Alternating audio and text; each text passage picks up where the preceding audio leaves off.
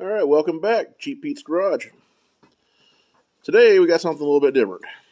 We got a 91 Pontiac Sunbird convertible.